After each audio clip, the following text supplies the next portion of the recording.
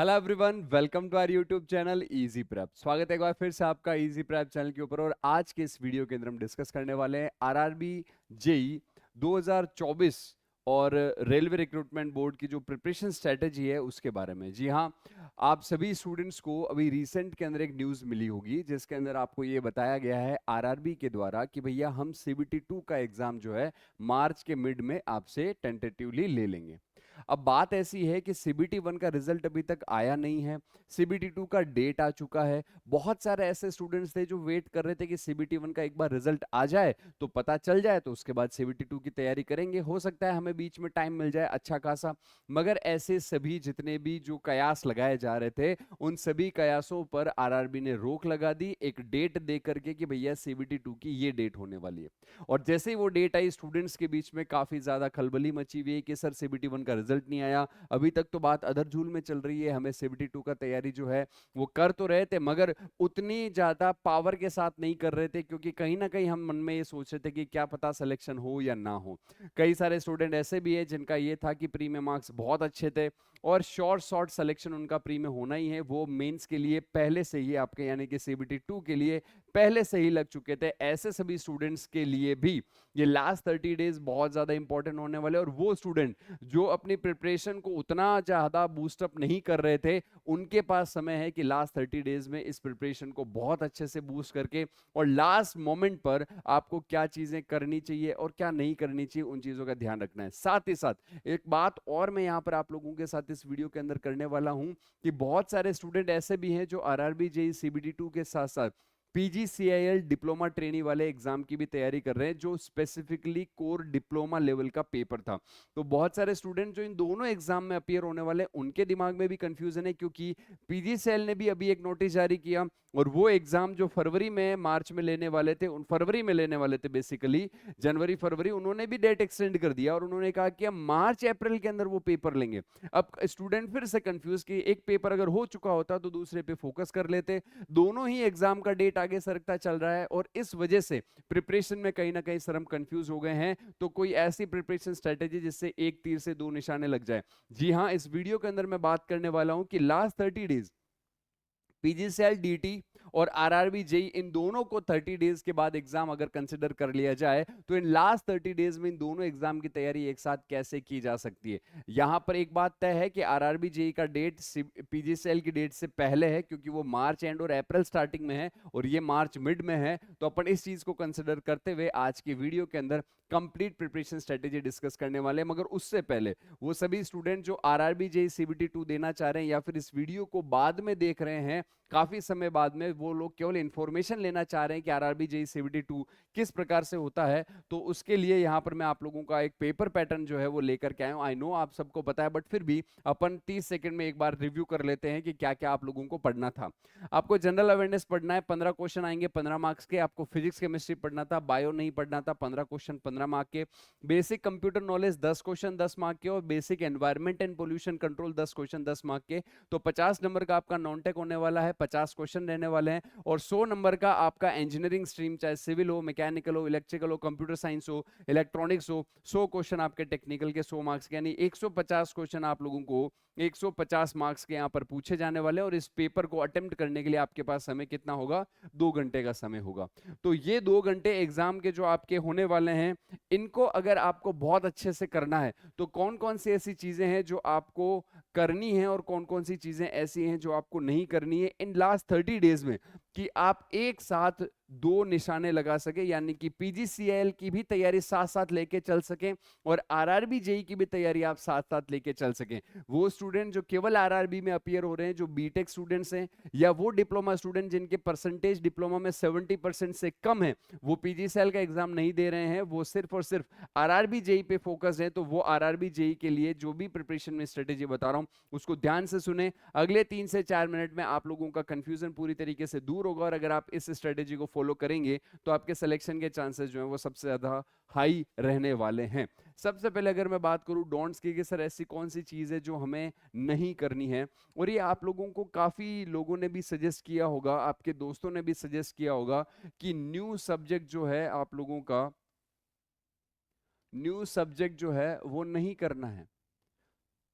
New subject नहीं करना है का मतलब ऐसा सब्जेक्ट जो आपने अभी तक प्रिपेयर नहीं किया है उसको अब आप स्टार्ट करने जाएंगे तो आपको समय लग जाएगा और आपको वो प्रिपेयर नहीं करना है। ठीक है, मान लिया हम नहीं करना चाह रहे, मगर इसकी जगह हम क्या करेंगे हमें ये भी पता होना चाहिए। इसकी जगह आपको क्या करना है, आपको उस सब्जेक्ट का पीवाईक्यू उठाना है, उस सब्जेक्ट के पीवाईक्यू को चेक करना है, पीवाईक्यू को चेक करके उस सब्जेक्ट के अंदर से टॉपिक निकालने हैं और आपको उन टॉपिक्स को जो है वो रिवाइज कर लेना है।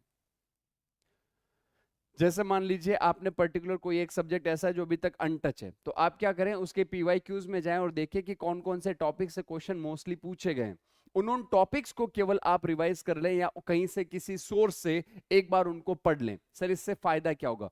फायदा ये होगा कि वो टॉपिक या वो सब्जेक्ट जो आपके स्ट्रांग है, मगर उनमें भी 1 या 2 नंबर के क्वेश्चन ऐसे हो सकते हैं जो आपसे गलत हो जाएं, तो वो जो गलतियां आप उन सब्जेक्ट्स में करोगे जो आपका स्ट्रॉन्ग जोन है, उन गलतियों को ये पार्ट कंपनसेट कर देगा। क्योंकि आपने 1 या 2 क्वेश्चन अगर यहां से सही कर लिए जिसका पहले आपको उम्मीद नहीं था, उसकी जगह आपने 2 क्वेश्चन सही कर लिए, तो वो आपके उन 2 क्वेश्चन की गलतियों को कंपनसेट कर देगा। इसीलिए पूरे तरीके से सब्जेक्ट को छोड़ने के बजाय उसके पीवाईक्यू एनालिसिस करके और वहां से आप उसके जो टॉपिक निकलते हैं उनको पढ़ लीजिए। सेकेंड नंबर पे अगर मैं बात करूं कि सर कौन सी ऐसी चीज है जो और हमें यहां पर नहीं करनी चाहिए, तो भैया आप लोगों को आरआरबी जेई और पीजीसीएल दोनों ही अगर एग्जाम की बात करें तो दोनों जूनियर इंजीनियर लेवल के एग्जामिनेशन है। यहां पर आप लोगों को जो है लगभग 80% थ्योरी जो है वो पूछी जाती है, 20% के आसपास न्यूमेरिकल रहता है। तो don't practice too much numericals, बहुत ज्यादा न्यूमेरिकल्स आप लोगों को प्रैक्टिस नहीं करने हैं। Too much numerical, too much high level numerical. Sir ये हाई लेवल न्यूमेरिकल की डेफिनेशन क्या है? ऐसे न्यूमेरिकल जो विदाउट कैलकुलेटर सॉल्व नहीं होते हैं। तो विथ कैलकुलेटर सॉल्व होने वाले न्यूमेरिकल्स को आपको नहीं करना है। वो इसलिए क्योंकि आपको एग्जाम में कैलकुलेटर नहीं दिया जाएगा। तो कोई भी ऐसा न्यूमेरिकल जिसमें कोई लॉगरिथमिक टाइप का चीज आ रहा है या कोई ऐसा कैलकुलेशन का प्रोसीजर आ रहा है जो बिना कैलकुलेटर के पॉसिबल नहीं है, आप उन न्यूमेरिकल्स की प्रैक्टिस बिल्कुल भी ना करें। ये एक वेस्ट ऑफ टाइम होगा। अगर ऐसा एक आध क्वेश्चन आ भी जाए तो वो आपका समय ज्यादा कंज्यूम करेगा एग्जाम में। उस समय को आप अगर दूसरे सेगमेंट में देंगे तो आप ज्यादा नंबर ऑफ क्वेश्चन जो है वो अटेम्प्ट कर पाएंगे। दूसरी बात यहां पर आप लोगों को क्लियर हो गई। तीसरी बात मैं आप लोगों को यह कहना चाहूंगा, stay away from negative review. मतलब देसी शब्दों में कहें तो ऐसे दोस्तों से दूर रहें जो आपको इस वक्त नेगेटिव करने की कोशिश कर रहे हो। हालांकि उनका इंटेंशन वो नहीं है, मगर फिर भी आपके ऊपर उसका इफेक्ट जरूर देखने को मिलता है। कैसे सर? फॉर एग्जाम्पल आपके पास 1 महीना बचा है, आपका दोस्त आपको कह रहा है भाई यार नहीं होगा यार, भाई भाई इस बार तो नहीं होगा। क्यों नहीं होगा? अगर आप तैयारी करेंगे, अगर आप पूरा समय देंगे तो आप एटलीस्ट अटेम्प्ट तो करें। आपका फ्रेंड आपको कह रहा है भाई यार मुझे नहीं लग रहा होगा यार इस बार, भाई यार 1 ही महीना बचा है, भाई कैसे करेंगे यार, भाई देख क्वेश्चन ही नहीं लग रहे यार, क्वेश्चन के जवाब भी गलत आ रहे हैं, भाई मॉक में तो नंबर ही नहीं आ रहे, अब क्या करें? तो आप ऐसे नेगेटिव फ्रेंड्स को सबसे पहले तो ये सजेस्ट करें कि भाई देख पॉजिटिव इंटेंट रखना है। अगर वो पॉजिटिव होने की कोशिश नहीं करता है तो आप थोड़ा सा दूरी बना लें। तो सर हम उनसे दूरी बना लेंगे तो हम नजदीकियां किससे बढ़ाएं? तो आप अपने जो भी मेंटोर्स हैं, जो भी आपके मेंटोर्स हैं, आप जहां से भी पढ़ रहे हैं, आपको कोई ना कोई टीचर या कोई ना कोई अपना दोस्त ऐसा जो आपको हमेशा अच्छे सजेशंस देता है, जो आपको हमेशा सही दिशा में गाइड करता है, उनके संपर्क में रहें ताकि आप पॉजिटिव महसूस करते रहें, ताकि आपका इंटेंट, आपकी अप्रोच पॉजिटिव हो, सकारात्मक हो, ताकि आप एग्जाम के अंदर एक कंस्ट्रक्टिव सोच के साथ, एक पॉजिटिव इंटेंट के साथ जो है वो एग्जाम देने के लिए जा पाए। अगर मैं यहां पर बात करूं कि सर मुझे इन दोनों एग्जाम की एक साथ तैयारी करनी है, तो प्रिपरेशन स्ट्रेटेजी में ये तो चीज समझ में आ गई कि नया सब्जेक्ट नहीं करना है, मगर उसके पीवाईक्यूज मुझे कर लेने हैं। अब मेरे को यहाँ पर टाइम कैसे डिवाइड करना है, तो मैं उसके बारे में, आपको क्या करना चाहिए उसके बारे में जरा यहाँ पर थोड़ा सा गाइड करना चाहूंगा कि आपको करना क्या चाहिए, व्हाट टू डू। तो क्या करना है उसके लिए मैं यहां पर सबसे पहले आपको ये बताना चाह रहा हूं कि आपको सबसे पहले अपना टाइम जोन डिवाइड करना है। टाइम जोन डिवाइड करने का मतलब है कि 30 डेज जो है ना, उसको आप स्प्लिट करिए, उसको 3 या 4 हिस्सों में, जितने भी आपके नंबर ऑफ सब्जेक्ट्स है उसमें स्प्लिट करिए। आपको कई जगह पर ऐसा भी पढ़ाया जा सकता है या ऐसा भी कहा जा सकता है कि 1 घंटा केमिस्ट्री पढ़ो, 1 घंटा फिजिक्स पढ़ो, 1 घंटा एनवायरनमेंट पढ़ लो, 1 घंटा कंप्यूटर पढ़ लो और 4 घंटे टेक्निकल पढ़ लो। आप दिन में 8 से 9 सब्जेक्ट नहीं पढ़ सकते एक साथ। तो सर हमें करना क्या चाहिए? आप अपने डेज को डिवाइड कर लो। आप जो है वो मान लीजिए 6 डेज का मॉड्यूल बना लो। 6-6 दिन के आप लोग मॉड्यूल बना सकते हो। 6 डेज का मॉड्यूल बनाओ और 6 डेज के मॉड्यूल के अंदर आप क्या करें, 2 तो नॉन टेक के सब्जेक्ट उठा ले या फिर एक नॉन टेक का सब्जेक्ट उठा ले और एक टेक्निकल का सब्जेक्ट उठाएं बड़ा और एक टेक्निकल का सब्जेक्ट उठाएं छोटा। और इनका थ्योरी जो है वो कंप्लीट रिवीजन ना करें। आपको सिर्फ और सिर्फ क्या करना है, आपको ये सब्जेक्ट पढ़े हुए हैं तो इनकी क्वेश्चन प्रैक्टिस या टेस्ट सीरीज या मॉक टेस्ट इस प्रकार का मॉड्यूल डिवाइड करके करना है। उससे क्या होगा सर, आप जब यहां पर इनका क्वेश्चन प्रैक्टिस करेंगे तो आपको ये पता चलेगा कि आपका वीक एरिया कौन सा है। क्योंकि जब आप थ्योरी रिवाइज करने बैठेंगे तो आप 500 पेज के वो नोट्स पूरे पढ़ेंगे। हो सकता है कि आपने 4-5 बार थ्योरी रिवाइज कर रखी हो, आप 2 दिन के अंदर अंदर पूरी कॉपी को रिवाइज कर ले जाएं। ये भी अच्छी बात है। अगर आप में ये कॉन्फिडेंस है कि आप 2 दिन में पूरी की पूरी कॉपी को एक बार रिवाइज कर सकते हो तो दैट्स एन गुड थिंग। आप यहां पर तीनों सब्जेक्ट की थ्योरी को जो है वो 3-3 घंटे का समय दे, 2 दिन में इन सभी की थ्योरी को रिवाइज कर रहे हैं, फिर क्वेश्चन प्रैक्टिस लगाएं। जब आप क्वेश्चन प्रैक्टिस करेंगे तो आपको पता चलेगा कि आपका वीक एरिया क्या है, उस वीक एरिया को ही रिवाइज करें, अदरवाइज बाकी एरिया को आप छोड़ दें। ऐसे आप हर 6-6 दिन में एक एक मॉड्यूल के साथ करें। तो मान लीजिए इलेक्ट्रिकल के अंदर आप हैं तो इलेक्ट्रिकल में आपको ये पता है कि आपके आरआरबी जेई और पीजीसीएल के अंदर 5 सब्जेक्ट है जो कॉमन है और 5 ही सब्जेक्ट आरआरबी में पूछे जाने वाले हैं।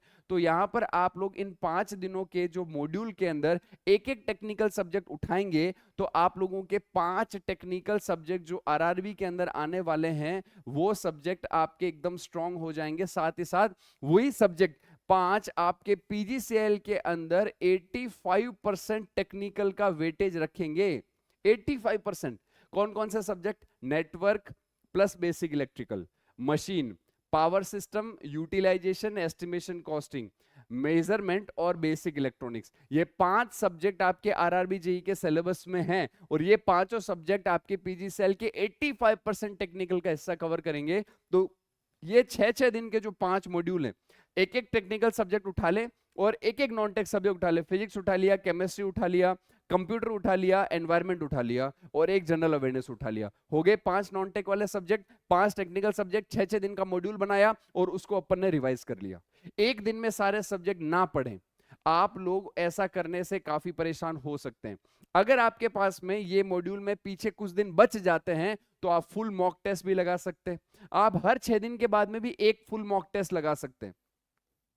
हर 6 दिन के बाद एक फुल मॉक टेस्ट लगा सकते हैं। उससे ये फायदा होगा कि इस मॉड्यूल में आपने जो सब्जेक्ट्स पढ़े हैं उनके मार्क्स तो आपके उस मॉक में अच्छे आने चाहिए। रिमेनिंग सब्जेक्ट्स में आपके क्या गलतियां हो रही हैं बिना पढ़े, उनको बिना रिवाइज किए, वो भी आइडेंटिफाई हो जाएगी।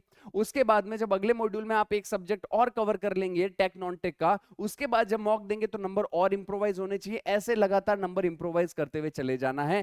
ये आप लोगों को 6 डे इंटू 5 मॉड्यूल्स इस तरीके से डिवाइड करने हैं। अगर आप मैकेनिकल से हैं, अगर आप सिविल से हैं तो आप अपने टेक्निकल सब्जेक्ट्स का नंबर बढ़ा सकते हैं। नॉन टेक में तो आपको पता ही है कि आपको 5 सेगमेंट में 5 सब्जेक्ट देखने को मिलेंगे।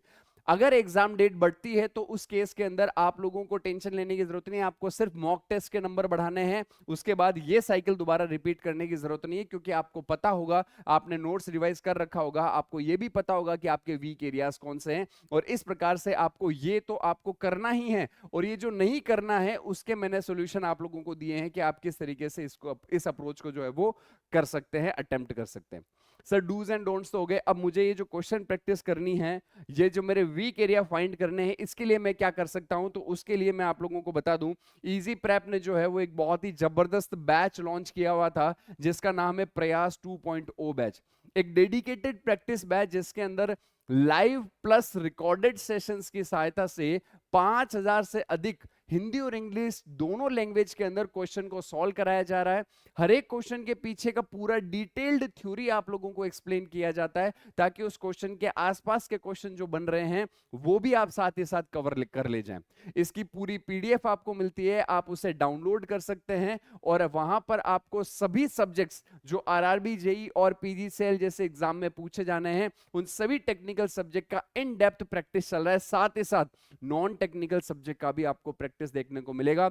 1 ईयर वैलिडिटी वाले इस बैच की प्राइस सिर्फ 499 रुपए, 499 रुपीज के अंदर आप इसे ज्वाइन कर सकते हैं। तो आरआरबी जेई के लिए एक परफेक्ट प्रैक्टिस बैच, पीजीसीएल के लिए एक परफेक्ट प्रैक्टिस बैच, जिसके अंदर क्वेश्चंस आप लोगों को डिटेल में कराए जा रहे हैं, हिंदी इंग्लिश दोनों लैंग्वेज में दिए जा रहे हैं, कंप्लीट पीडीएफ प्रोवाइड की जा रही है, लाइव क्लासेस के माध्यम से सॉल्यूशन कराया जा रहा है एकदम अफोर्डेबल प्राइस के अंदर। तो यहां से आप क्वेश्चन प्रैक्टिस करें, क्वेश्चन प्रैक्टिस करके आप अपने वीक एरियाज को फाइंड करें और उसकी थ्योरी को आप साथ ही साथ रिवाइज कर ले जाएं। और वो स्टूडेंट जो आरआरबी 2025 और एसएससी जेई 2025 को टारगेट कर रहे हैं, वो स्टूडेंट जिन्होंने सिर्फ और सिर्फ एक अटेम्प्ट दिया था कि नहीं सर मैं तो इस बार ऐसे अटेम्प्ट दिया था, मैं अगली बार आरआरबी को बहुत ही फोकस होकर के देना चाहता हूं, एसएससी जेई मेंस मेरा नहीं निकला, मैं एसएससी जेई अगली बार एकदम फोकस्ड होकर देना चाहता हूं, तो वो स्टूडेंट जो आरआरबी, एसएससी और स्टेट एजेई का इन डेप्थ प्रिपरेशन करना चाह रहे हैं, उन स्टूडेंट्स के लिए मैं सजेस्ट करूंगा कि आप उड़ान बैच में एनरोल कर सकते हैं, जिसमें केवल 1500 रुपए में, जिसमें ये 500 वाला प्रैक्टिस बैच भी इनबिल्ट है। इस 1500 रुपए के बैच में आपको all India tech non tech का पूरा theory live plus recorded form में दिया जा रहा है। प्रैक्टिस बैच भी इसके अंदर ये पूरा प्रयास इंक्लूड कर दिया गया है। साथ ही साथ यहां पर आप लोगों को 50 प्लस टेस्ट पेपर देखने को मिलेंगे।